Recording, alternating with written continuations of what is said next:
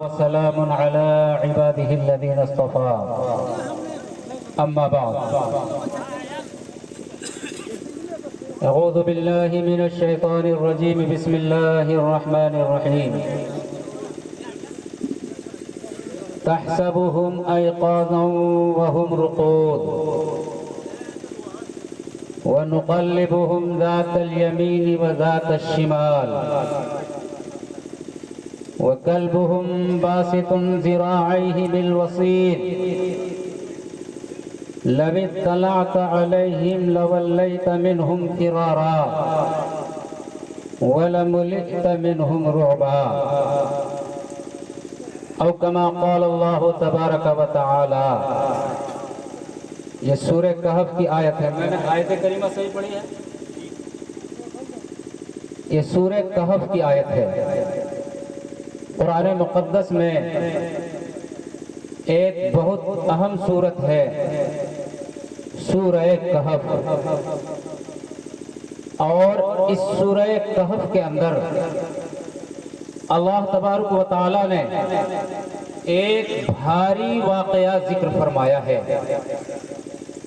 آپ بتائیے ایک آدمی زیادہ سے زیادہ کتنا دن تک سو سکتا ہے؟ بتا سکتے ہیں؟ ایک آدمی زیادہ سے زیادہ کتنا دن تک سو سکتا ہے؟ اور میں قرآن سامنے رکھ کر کے یہ بتا دوں گا کہ ایک آدمی زیادہ سے زیادہ کتنا دن تک سو سکتا ہے. ایک آدمی زیادہ سے زیادہ 309 ماہ تک سو سکتا ہے. 100 نہیں، 200 نہیں، 300 نہیں، بلکہ 300 سال اور 900 سال. چند نوجوان اپنا ایمان بچانے کے لیے، اخلاق بچانے کے لیے اور حلال روزی، حلال رزق اور حرام روزی سے اپنے آپ کو بچانے کے لیے چند نوجوان ایک خوہ میں، ایک غار میں چھپے ہیں. ایمان بچانے کے لیے، اعمال بچانے کے لیے، اپنے آپ کو حرام خوری سے بچانے کے لیے چند نوجوان ایک غار میں، ایک خوہ میں. غار اور خوہ شاید ہم آپ نہیں سمجھتے ہیں، سوئن سمجھتے ہیں. سوئن عورتیں مٹی لانے کے لیے جاتی ہیں، وہ جو خوہ بن جاتا ہے سوئن بن جاتی ہیں، اور اس عورتیں وہاں سے مٹی نکالتی ہیں. بہت ساری عورتیں مٹی وہاں سے نکالنے کے لیے جاتی ہیں، وہیں دب کر وہیں رہ جاتی ہیں. یہ پہاڑ کا خوہ ہے.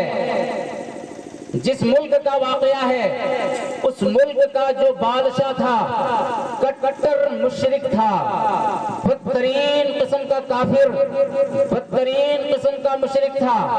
اس مشرک بادشاہ کی یہ ذمہ داری تھی کہ اس کی رعایا کے لوگ جتنے تھے سب سے توحید چھڑوا کر کے مجبور کرتا تھا کفر کرنے پر، شرک کرنے پر اور برے اخلاق پر. تمام رعایا کو وہ شخص آمادہ کیا کرتا تھا. چند نوجوان آئے. یہ بادشاہ جس طرح اپنے کفر میں متشدد، ٹھیک اسی طرح چند نوجوان اپنے ایمان اور اپنی توحید میں متشدد.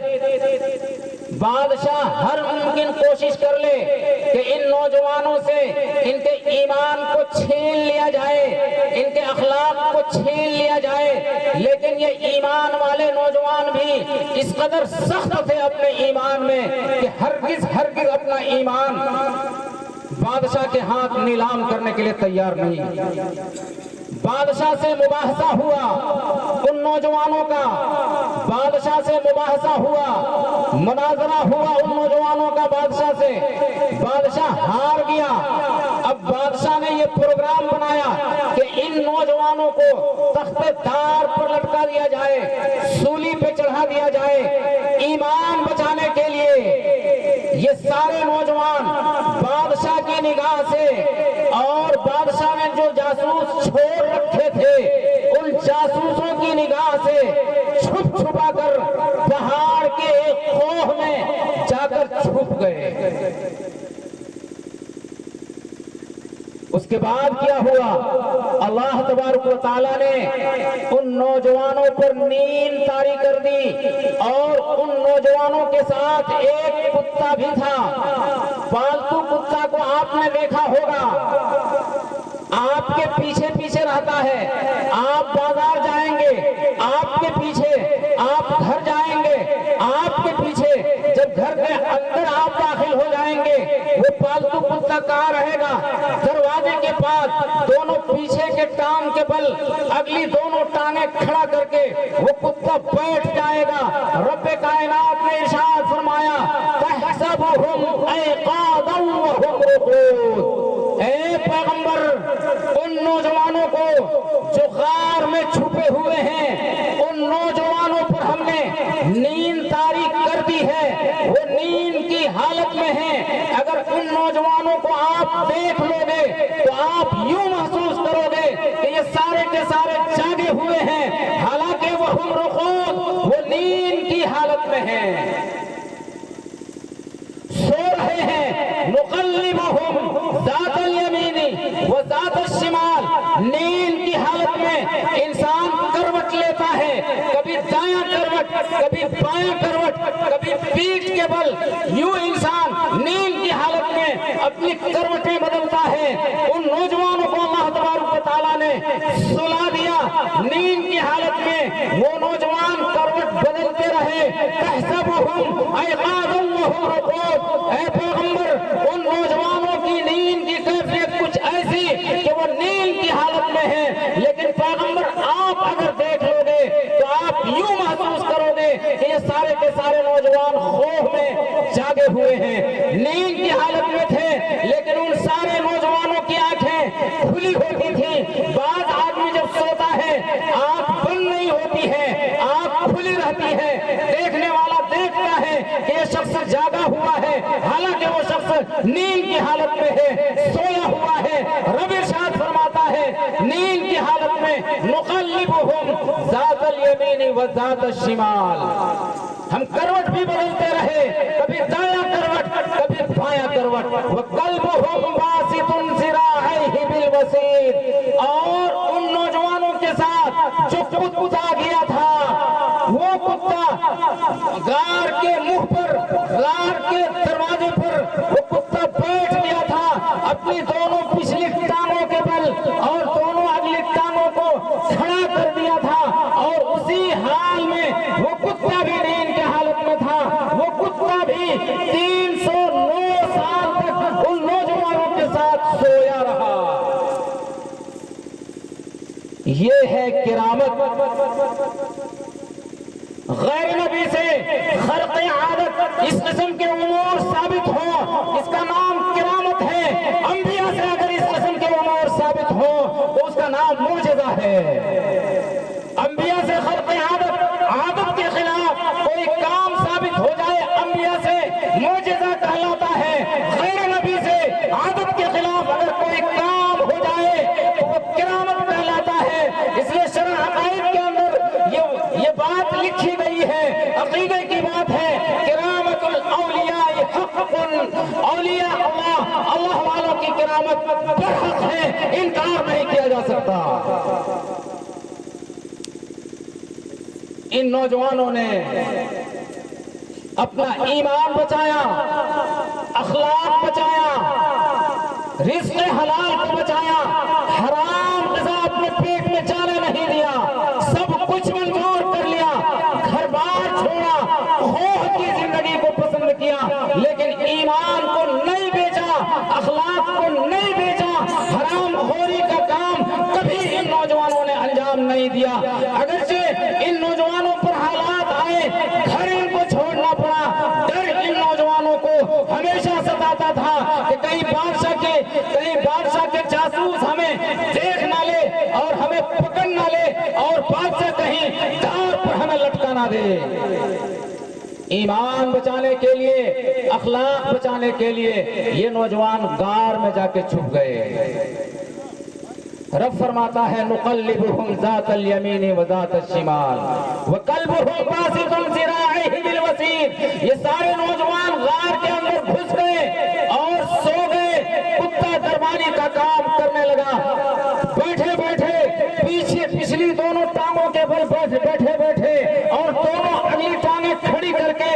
دربانی کا کام کرتے ہوئے اسی حال میں ان نوجوانوں کے ساتھ وہ کتا بھی سوتا رہا. اور کتنا دن سویا؟ رب ارشاد فرماتا ہے سلاتٌ مئۃ سنین وازدادوا تسعا. 300 اور اس میں اور 9 سال بڑھا دو. 300 میں اور 9 سال بڑھا دیا. کتنے سال بن گئے؟ 309 سال تک اصحاب کہف غار والے وہ نوجوان سوتے رہے، کتا بھی سوتا رہا. اور اس غار کو اللہ تبارک و تعالیٰ نے اس قدر ہیبتناک بنا دیا، اس قدر خوفناک بنا دیا. رب ارشاد فرماتا ہے اے پیغمبر اگر تم وہاں جھانک کر کے دیکھ لو فوراً پیچھے مڑ جاؤ، اس قدر ہم نے خوف سے اس غار کو بھر دیا ہے.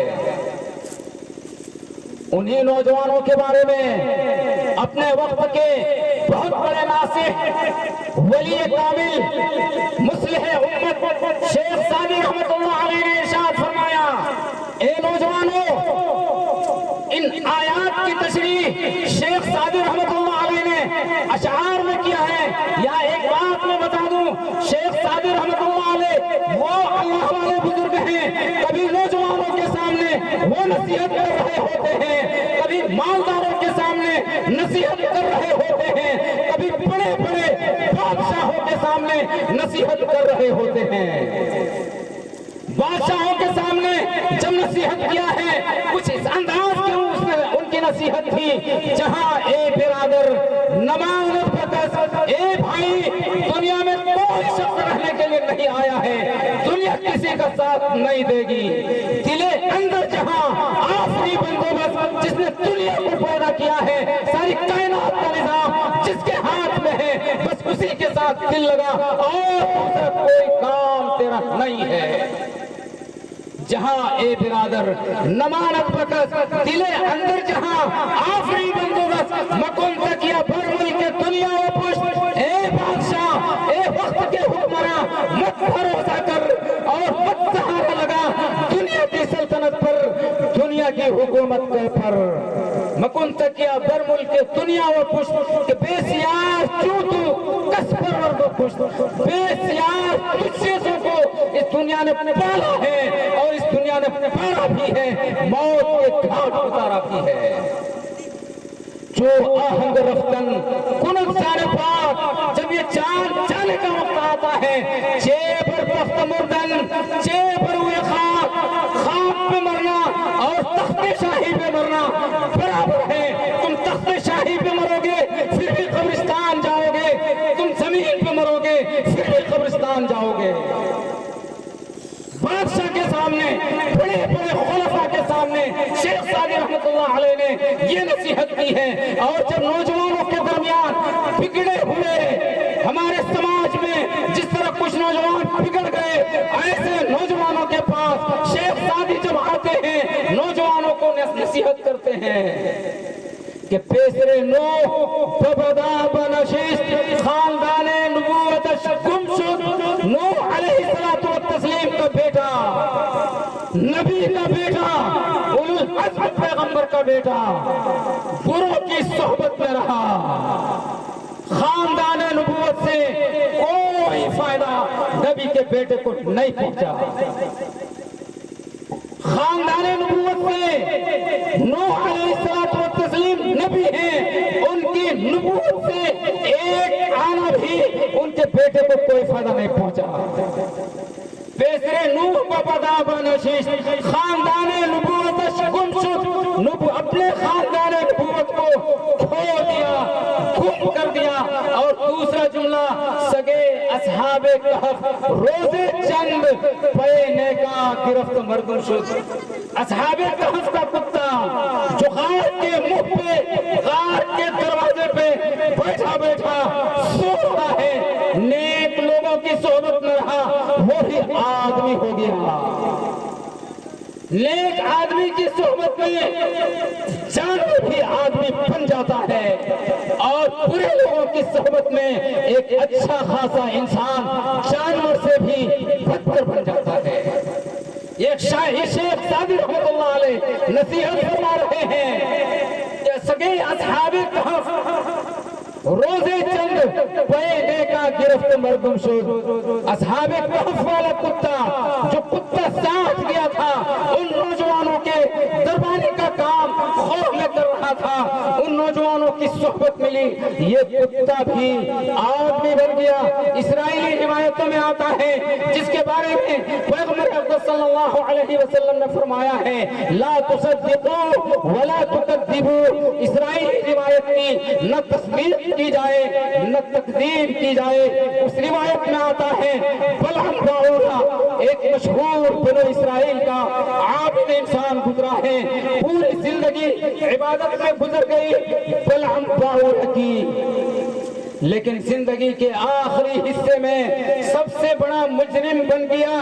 اللہ تبارک و تعالیٰ نے اس شخص کے لیے جنت جو تیار کر رکھا تھا اس شخص کو اس جنت سے محروم کر دیا.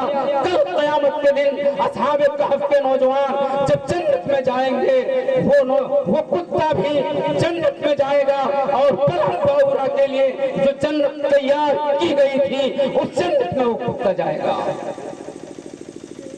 اس لیے نوجوانوں, شیخ سعدی نے یہ نصیحت صرف اور صرف اپنے وقت کے بھٹکے ہوئے نوجوانوں کو نہیں کی تھی بلکہ آج کے بھٹکے ہوئے نوجوانوں کے لیے بھی یہ نصیحت بہت کارگر ہے.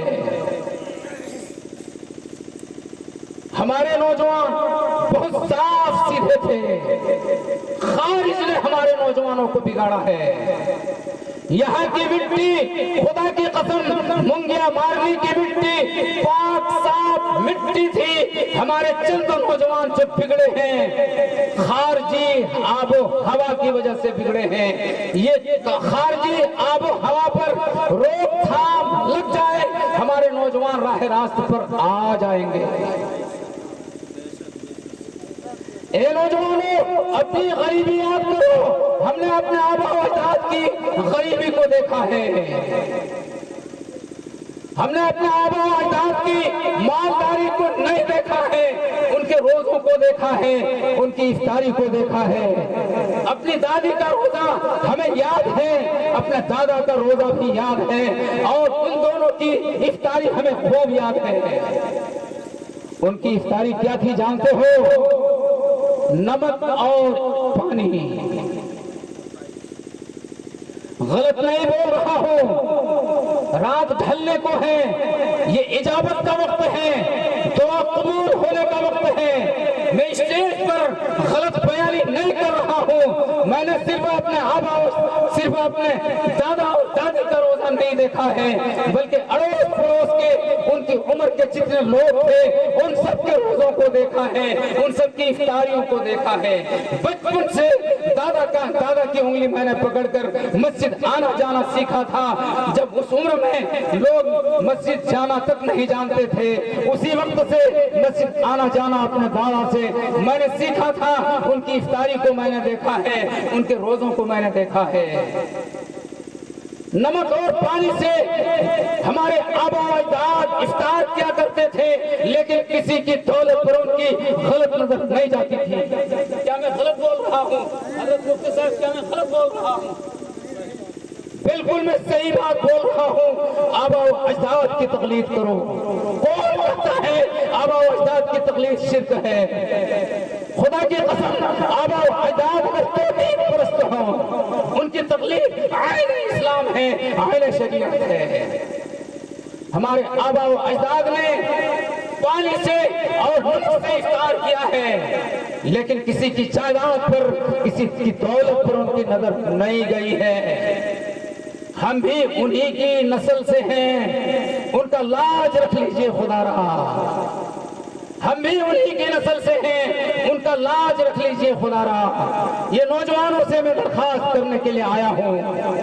آج یہ مجلس توبہ ہے, آج اس مجلس میں توبہ کر جائیے کہ ہمارے آبا و اجداد جس طرح روکھی سوکھی روٹی کھا لیا کرتے تھے, نمک اور پانی سے افطار کر لیا کرتے تھے, ہم بھی نمک اور پانی سے افطار کر لیا کریں گے, روکھی سوکھی روٹی کھا لیا کریں گے. کسی کی جائیداد پر ہماری غلط نظر نہیں جائے گی. نوجوانوں، شیخ سعدی رحمۃ اللہ علیہ نے جو نصیحت فرمایا ہے اس نصیحت سے عبرت حاصل کرو۔ شیخ سعدی نے قرآن مقدس کی انہی آیتوں کی تشریح کی ہے اشعار کے اندر۔ وہ نوجوان سوئے رہے، کتنے دن تک سوئے رہے؟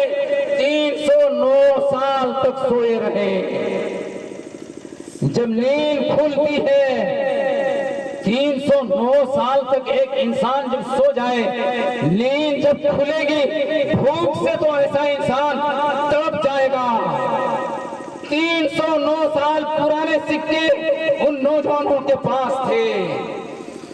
309 سال پہلے کہ جس سکے چل رہے تھے، نوٹ اور روپے چل رہے تھے، ان نوجوانوں کے پاس تھے۔ اپنے پاس کچھ توشہ بھی لے کر وہ نوجوان غار میں گئے تھے۔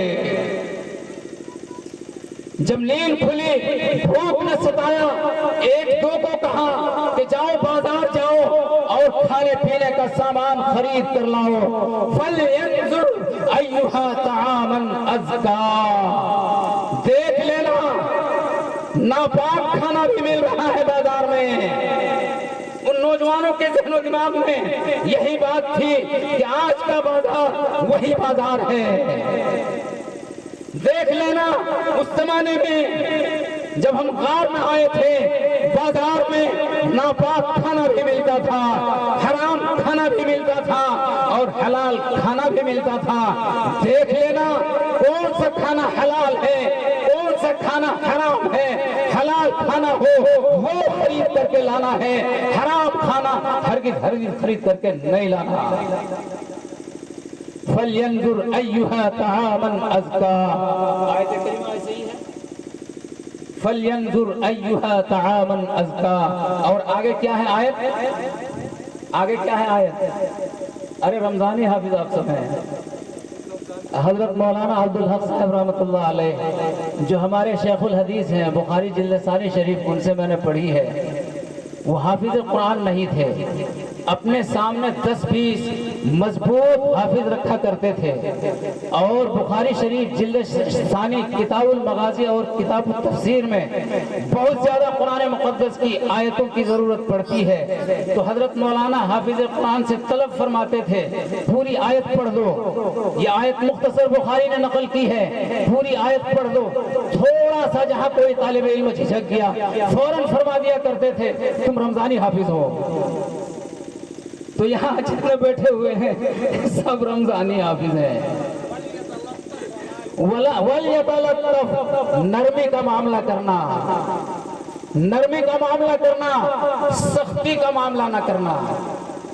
اندازہ کرو کس قدر اونچے اخلاق پر وہ نوجوان فائز تھے، اور ساتھ ساتھ یہ بھی کہہ رہے ہیں وَلَا يُشْعِرَنَّ بِكُمْ أَحَدًا، کسی کو پتہ نہ چلے کہ ہم وہی نوجوان ہیں، نہیں تو بادشاہ ہمیں گرفت کر لے گا، دار پہ چڑھا دے گا۔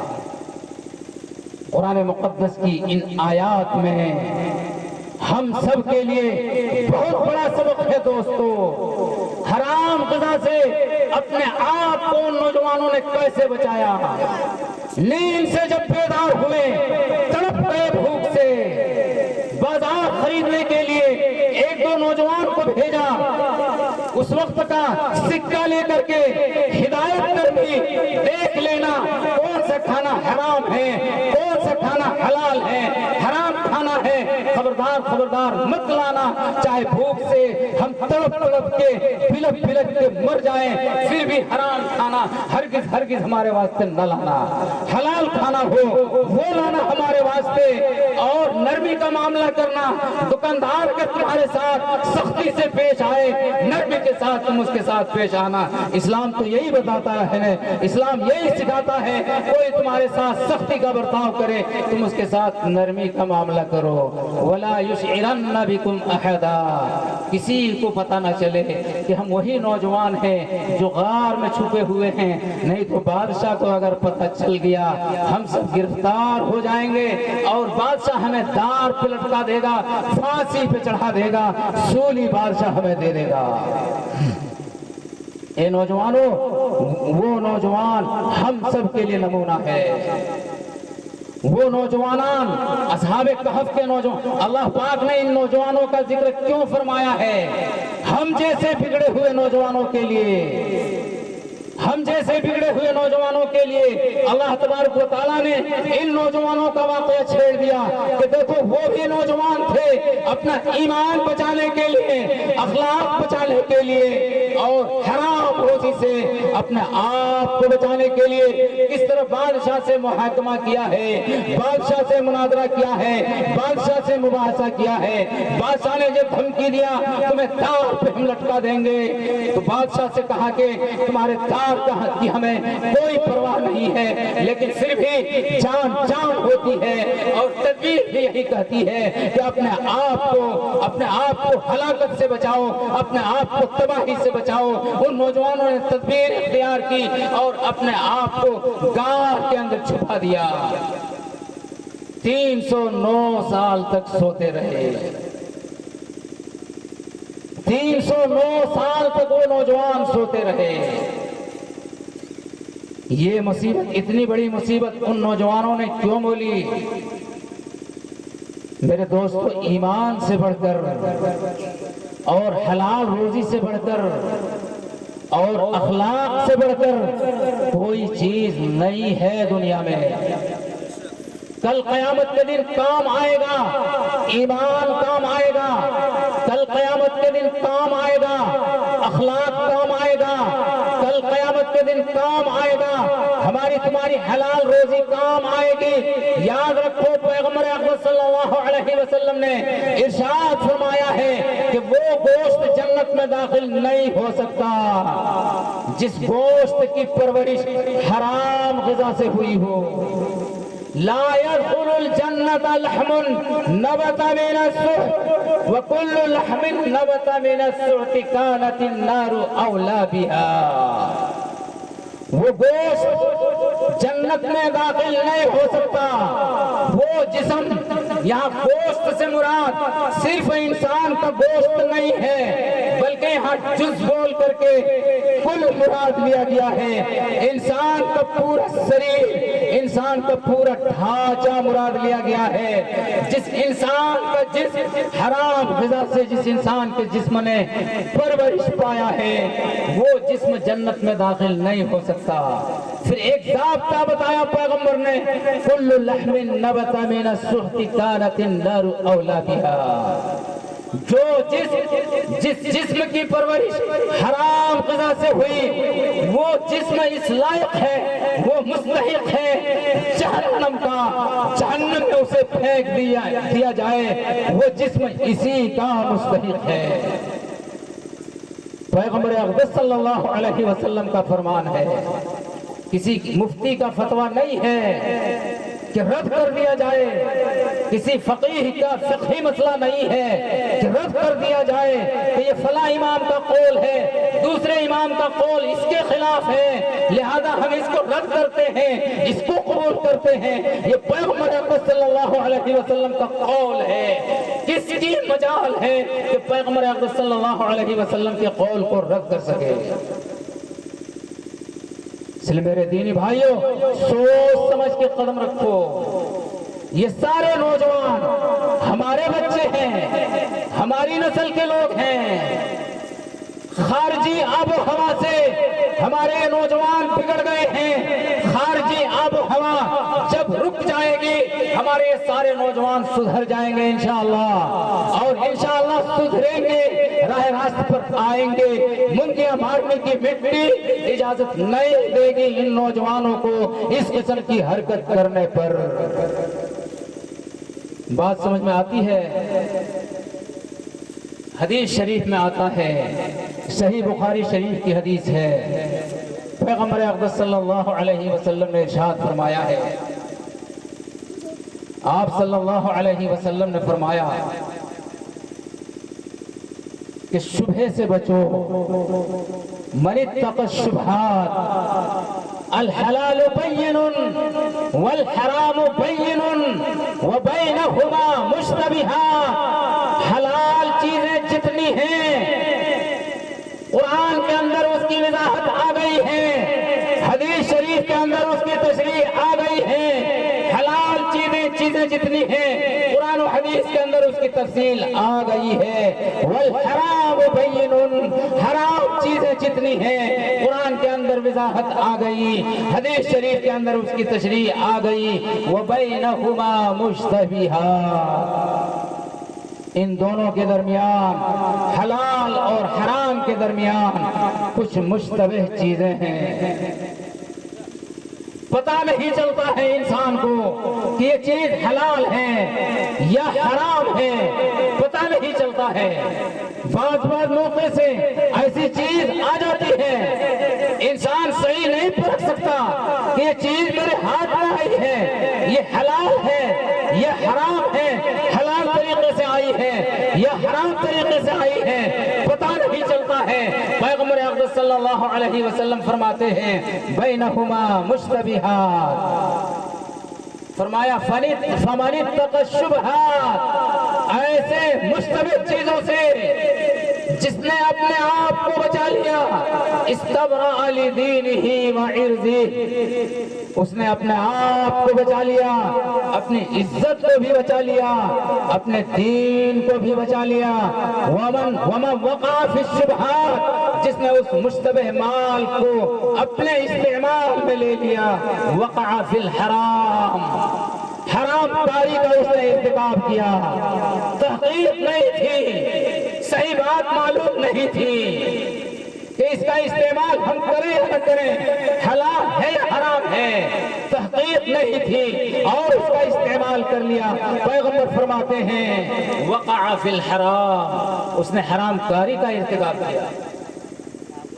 پھر پیغمبر اقدس صلی اللہ علیہ وسلم فرماتے ہیں الا وان لکل ملک حما، الا وان لکل ملک حما، سنو ہر بادشاہ کی چراگاہ ہے، بادشاہ کے لیے، بادشاہ کے جو جانور چرتے ہیں، بادشاہ کی چراگاہ جانور چرنے کی جگہ الگ ہوتی ہے، عام لوگوں کے جانور وہاں تک نہیں جا سکتے، بادشاہ کی گرفت میں آ جائیں گے۔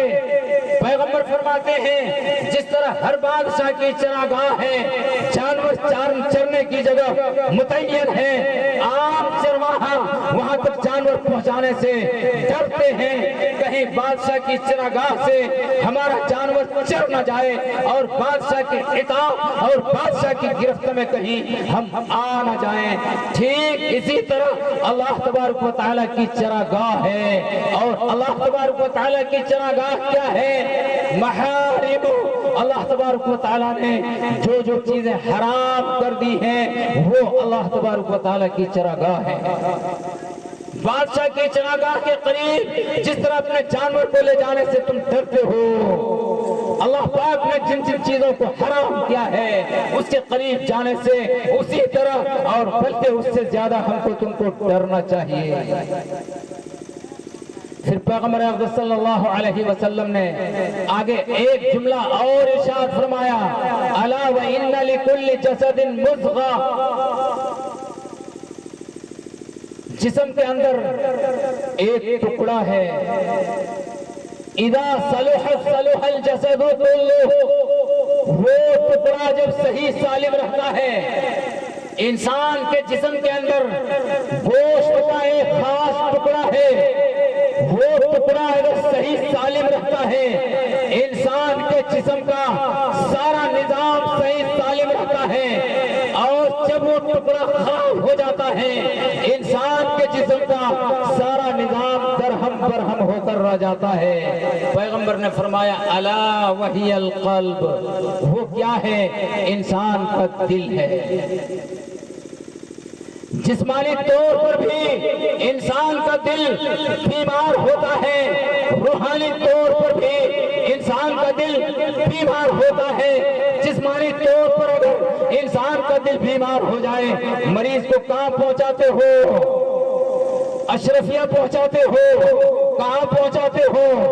اپولو پہنچاتے ہو؟ اور کہاں پہنچاتے ہو؟ بھیلور لے جاتے ہو؟ اور کہاں پہنچاتے ہو؟ چندی گڑھ پہنچاتے ہو۔ جب دل انسان کا بیمار ہو گیا जिस्मानी बीमारी लग गई, हार्ट का जो स्पेशल डॉक्टर है उनसे रुजू करते हो, उसकी सर्जरी होती है, ऑपरेशन होता है, और बेशुमार मराहिल से गुजरने के बाद अब वो इंसान किसी तरह सेहतयाब हुआ है। ठीक इसी तरह दिल को रूहानी बीमारी लगती है। जब रूहानी बीमारी लग जाए तो क्या इसका इलाज हम तुम नहीं करवाओगे? दिल को उसी तरह बर्बाद होने दोगे? जब बर्बाद होने दोगे, एक दिल आज बर्बाद हुआ है, दूसरा दिल कल बर्बाद होगा, तीसरा दिल परसों बर्बाद होगा, धीरे धीरे पूरा गांव बर्बाद होगा, और सिर्फ ये बर्बादी गांव तक महदूद नहीं रहेगी, शहर तक जाएगा, और शहर से आगे जिला तक पहुंचेगा, सूबा तक पहुंचेगा, पूरा मुल्क बर्बाद होकर रह जाएगा। इसलिए खुदारा नौजवानों, बर्बादी से बचा लो, समाज को बर्बादी से बचा लो। मैं अपने बेटों पर, ये सब हमारे बेटे हैं, हमारी औलाद हैं, मैं तल्ख ज़बान, तल्ख लहजा हरगिज़ इस्तेमाल नहीं कर सकता। एक बाप, एक मुरब्बी, एक उस्ताद अपने बेटे को समझा सकता है मुशफ़िक़ाना अंदाज से, मुशफ़िक़ाना अंदाज से, एक रूहानी बाप की हैसियत से, एक जिम्मेदार होने की हैसियत से अपने तमाम बच्चों को मैं समझाने की कोशिश कर रहा हूँ। खुदारा हमारे इन तमाम बच्चों को समझ दे और राह रास्त पर आ जाए। हमारे आबा व अजदाद ने नमक पानी से इफ्तार किया, किसी की जायदाद पर नजर नहीं गई। हमारे आबा व अजदाद भूखे रहे, किसी की जायदाद पर नजर नहीं गई। सख्त ठंडी है, दिसंबर का महीना है, जनवरी का महीना है, एक गमछा पहन लिया, एक गमछा ओढ़ लिया। याद है मेरे लुकमान भाई, आप सो रहे हैं, लुकमान भाई आप सो रहे हैं, मेरा बयान खत्म। याद है ना वो जमाना? अरे याद है हमारे पुराने लोग, हमारे पुराने बुजुर्ग लोग, वो जमाना याद है ने? सख्त सर्दी का जमाना है, जनवरी का महीना है, कड़ाके का जाड़ा है, दिसंबर का महीना है, खूब औस चल रहा है, शबनम गिर रहा है, जाड़े से ठिठर रहे हैं। एक गमछा पहन लिया, एक गमछा ओढ़ लिया। ये मर्दों का लिबास था, और औरतों का लिबास क्या था? एक गेंदरा पहन लिया, एक गेंदरा ओढ़ लिया। याद है? क्या ये जिंदगी आबा व अजदाद की हम भूल जाएंगे? ए नौजवानों, तुम भूल सकते हो, हम हरगिज नहीं भूल सकते हैं। हमने अपने आबा व अजदाद को पढ़ा है बचपन में, अपनी दादियों को पढ़ा है बचपन में, अपनी माओं को पढ़ा है बचपन में। उनकी गुर्बत को हम कभी नहीं भूल सकते, और उनके सब्र व शुक्र को भी हम हरगिज कभी नहीं भूल सकते। एक गमछा पहन लिया, एक गमछा ओढ़ लिया, सख्त सर्दी का मौका है, लेकिन कभी किसी की जायदाद पर नजर नहीं गई। अगर मेहमान की हैसियत से कहीं जाना हुआ, कुर्ता मांग लिया, लुंगी मांग लिया। चप्पल तो उस जमाने में चप्पल का रिवाज था ही नहीं, जूते का रिवाज था ही नहीं, खड़ाम का रिवाज था। मेरे दादा खड़ाम इस्तेमाल किया करते थे, और हजरत मौलाना मुफ्ती कमरुज़्ज़मा साहब कासमी के वालिद साहब वो भी खड़ाम इस्तेमाल किया करते थे। मैंने देखा है अपनी आंखों से। चप्पल का रिवाज बिल्कुल नहीं था, जूते का रिवाज नहीं था। क्या आबा व अजदाद की तारीख तुम भूल गए? लेकिन कभी किसी की जायदाद पर नजर नहीं गई। जो कुछ आया, जो कुछ हलाल रास्ते से आया, हलाल तरीके से आया, पहन लिया, खा लिया, सब्र किया, शुक्र अदा किया। उनसे बड़ा मुसलमान आज कोई हो सकता है? मैं समझता हूँ हमारे आबा व अजदाद से बड़ा आज दुनिया में कोई मुसलमान नहीं हो सकता। क्या मैं गलत बोल रहा हूँ? क्या आबा व अजदाद की जिंदगी तुम भूल गए? क्या आबा व अजदाद की जिंदगी तुम भूल जाओगे? क्या दूसरों की जायदाद पर तुम्हारी नजर रहेगी? کیا دوسروں کو تم پوری زندگی رلاتے رہو گے؟ یاد رکھو دوسروں کو اگر تم رلاؤ گے تمہیں رونا پڑے گا، خون کے آنسو تمہیں رونا پڑے گا۔ دوسروں کو رلاؤ گے خون کا آنسو تمہیں رونا پڑے گا۔ حضرت مفتی صاحب پہلی فارسی پڑھایا کرتے تھے، ایک جملہ اس میں آتا ہے، چاہ کنرا چاہ در پیش، کنواں کھودنے والے کے سامنے کنواں ہے۔ تم نے کسی کے لیے کنواں کھودا ہے کہ میرا دشمن آئے گا ڈوب کر کے مر جائے گا، وہ دشمن تمہارا بچ جائے گا، تم اس میں جا کے گرو گے اور تم مرو گے اور تم تباہ ہوگے۔ چاہ کنرا چاہ در پیش ولا یحیق المکر السیء الا الی اہلی، یہ قرآن مقدس کی آیت کی تشریح پہلی فارسی کے مؤلف کر رہے ہیں۔ آدمی اگر کسی کے بارے میں بری تدبیر کرتا ہے تو اس بری تدبیر کے جال میں وہی شخص پھنستا ہے، وہ آدمی محفوظ رہتا ہے۔ ولا یحیق المکر السیء الا الی اہلی، یہ قرآن مقدس کی آیت ہے اور اسی کی تشریح پہلی فارسی کے مؤلف کر رہے ہیں، چاہ کنرا چاہ در پیش۔ صدپند لقمان کے اندر لقمان حکیم ایک بہت بڑے اللہ والے گزرے ہیں، انہوں نے اپنے بیٹے کو ڈھیر ساری نصیحتیں کی تھیں۔ ان ڈھیر ساری نصیحتوں میں سے ایک نصیحت یہ بھی تھی، بیٹا کسی کے لیے گڑھا نہ کھودنا، کسی کے لیے کنواں نہیں کھودنا، نہیں تو اس گڑھے میں تم خود گرو گے، تم خود مرو گے۔ کسی کے لیے کنواں کھودو گے، اس کنویں میں تم خود گرو گے اور خود تباہ ہو جاؤ گے۔ چاہ کنرا چاہ در پیش۔ اس لیے میرے دینی بھائیوں، اب میں چاہتا ہوں کہ آپ حضرات ہمیں اجازت دے دیں، رات کے 12:30 بج چکے ہیں۔ حضرت مولانا مفتی قمرالزمان صاحب کا وہ قیمتی بیان ابھی باقی ہے۔ جتنی جو کچھ باتیں آئی ہیں بہت قیمتی باتیں آئی ہیں۔ پہلے جو تقریر ہوئی بہت جامع تقریر تھی اور میں نے آپ حضرات کو اپنے ٹوٹے پھوٹے انداز سے سمجھانے کی کوشش کیا۔ یہ دعا کی مقبولیت کا وقت ہے، رات ڈھل چکی ہے، ہم آپ دل کے گہرائی سے دعا کیجئے کہ اللہ تبارک و تعالی آج کے اس مل بیٹھنے کو اللہ پاک قبول فرما لے، ہمارے نوجوانوں کی اصلاح فرما دے، اللہ پاک ہمارے نوجوانوں کو حلال روزی میں لگا دے۔ حلال روزی بھی عبادت ہے، نماز کے بعد سب سے بڑی عبادت حلال روزی ہے۔ فَإِذَا فَرَغْتَ فَانْصَبْ وَإِلَىٰ رَبِّكَ فَارْغَب۔ اور پیغمبر اقدس صلی اللہ علیہ وسلم نے فرمایا حلال روزی اللہ تبارک و تعالیٰ کے فریضہ ادا کرنے کے بعد حلال روزی سب سے بڑا فریضہ ہے۔ حلال روزی اگر نہیں کماؤ گے گھر کے اندر خوشحالی کیسے لاؤ گے؟ پیغمبر نے ارشاد فرمایا وَلْيَسْعَكَ بَيْتَكَ، اپنے گھر کے اندر خوشحالی لاؤ، غربت گھر سے دور کرو، تنگدستی دور کرو۔ بچے تمہارے بھوک سے تڑپ رہے ہیں، بچوں کے پاس لباس نہیں ہے، سردی کے کپڑے نہیں ہیں، اوڑھنے کے سامان نہیں ہیں، جاڑے سے تمہارے بچے ٹھٹر رہے ہیں۔ حاضری مزدوری کماؤ، روزی کا دروازہ اللہ نے تمہارے لیے بند نہیں کیا ہے، تدبیر اختیار کرو، تدبیر اختیار کرو گے مسلسل لگے رہو گے، اللہ تبارک و تعالیٰ تمہاری روزی میں برکت دے گا اور گھر کے اندر وسعت آئے گی، کشادگی آئے گی، تندرستی دور ہوگی۔ وَلْيَسْعَكَ بَيْتَكَ وَابْكِ عَلَىٰ خَطِيئَتِكَ۔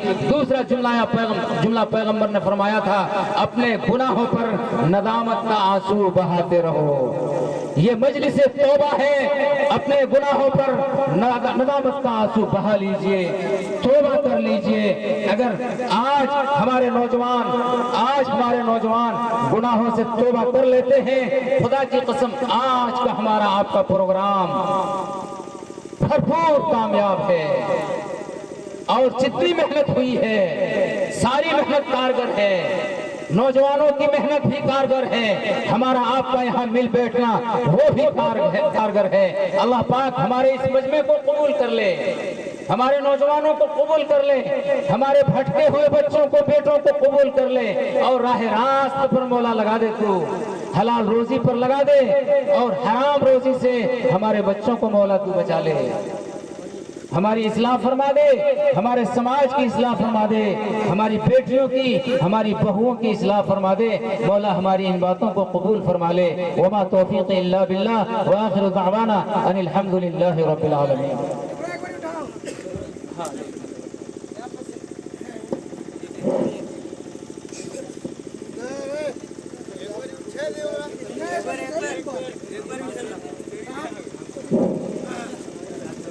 یہ تھے جناب مولانا محمد نعیم الدین صاحب قاسمی، جو پر مغز خطاب فرما رہے تھے اور ہم لوگوں کے دلوں کو مستفیض فرما رہے تھے۔ اب فرمائش ہے نوجوانوں کی طرف سے کہ حافظ عبدالحکیم صاحب کو دوبارہ 2 مصرع کے لیے ٹائم دیا جائے۔ میں ان سے درخواست کرتا ہوں آئیں اور چند منٹ آپ میں کو تشریف لائیں۔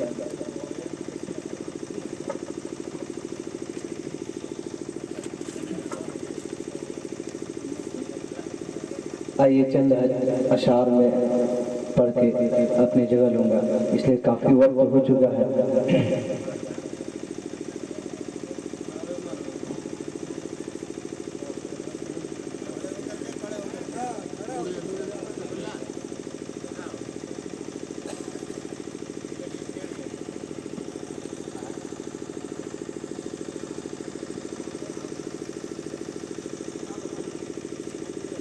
کہ حج پر اس کی مقدر کا ستارہ ہوگا،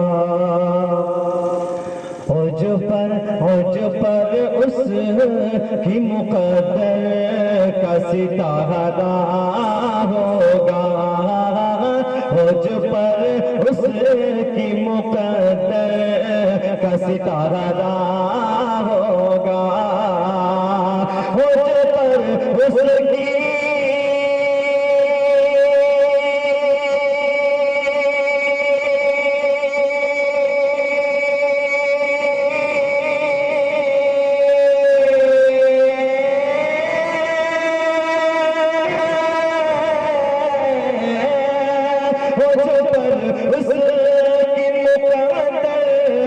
ستارہ ہوگا، جس گھڑی ہی گنبد خضرا کا نظارہ ہوگا، جس گھڑی گنبد خضرا کا نظارہ ہوگا، کہ فیصلہ جہنم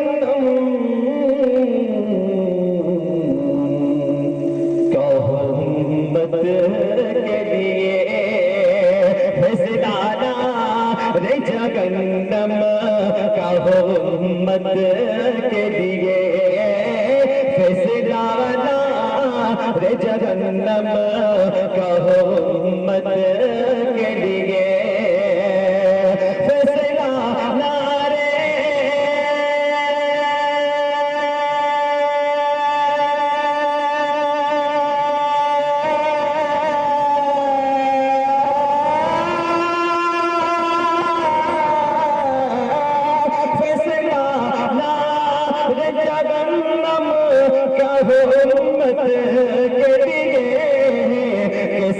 کیسے سرکار جو آدم کو گوارا ہوگا، کیسے سرکار جو آدم کو گوارا ہوگا، جو پر اس کی مقدر کا ستارہ ہوگا۔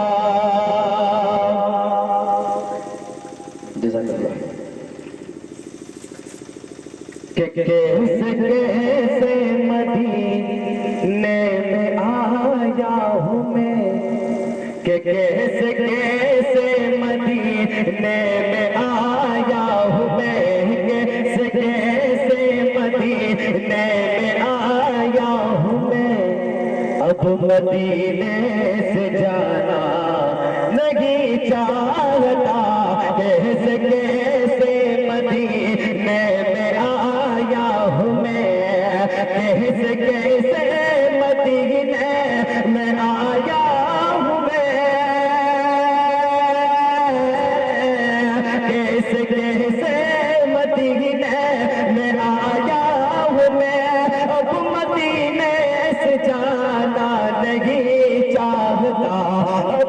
مدینے سے جانا نہیں چاہتا، کون ہے رحمتوں کی جو برسات میں، کون ہے رحمتوں کی جو برسات میں زندگی بھر نہانا نہیں چاہتا، کون ہے رحمتوں کی جو برسات میں زندگی بھر نہانا نہیں چاہتا،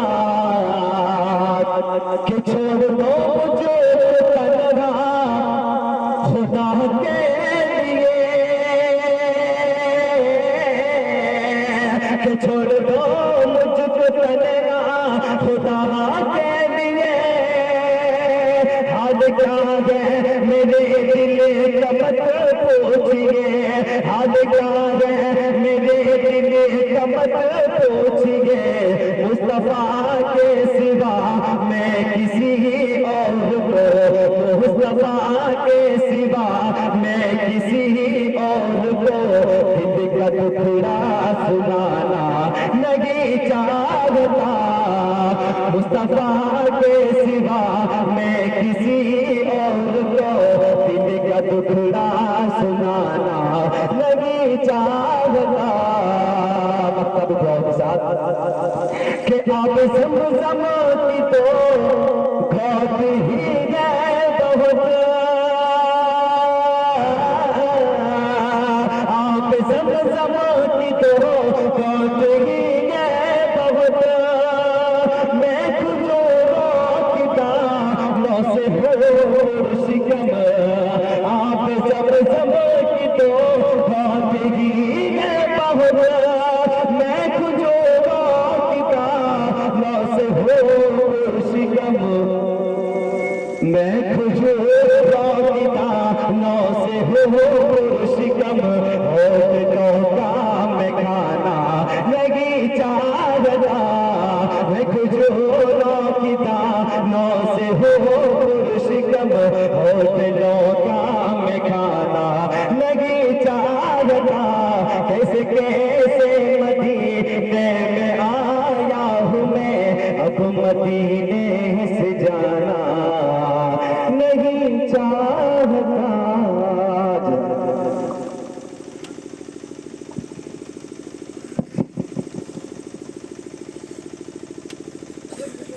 میں سمجھتا ہوں کہ آج کا یہ پروگرام جتنے بڑے بڑے موبائل والے ہیں سبوں نے اپنے موبائل میں ٹائپ کر لیا ہوگا، اس لیے آج کے اس پروگرام کو آپ حضرات وائرل کر سکتے ہیں، اجازت ہے ہماری طرف سے، بلکہ میں صدر صاحب سے بھی اجازت آپ حضرات کو دلوا دوں گا، وائرل آپ کر سکتے ہیں تاکہ دوسروں کو بھی فائدہ پہنچے۔